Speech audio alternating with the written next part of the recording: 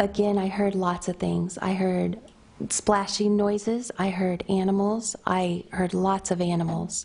And What animals did you hear? I don't know what kind of animals they were. I have no idea. So what you recall about that boat trip is that there were splashing noises and you heard animals and you were bailing the boat. That's correct, and I was trying to keep the boat from going into the grassy areas. And why was that? Because I didn't know what was in the grassy areas. Okay.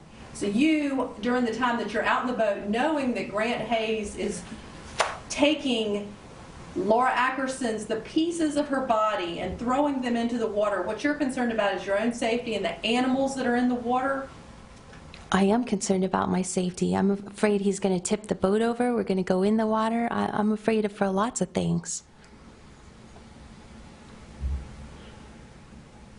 I don't think you can imagine the kind of fear that I was under. I honestly don't think you can imagine.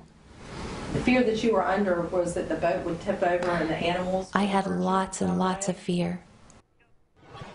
I'm wondering, what kind of noise, and if you know at home, let me know, hashtag on the case, what kind of noise does an alligator make?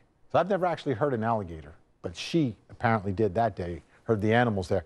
What do you think of her fear?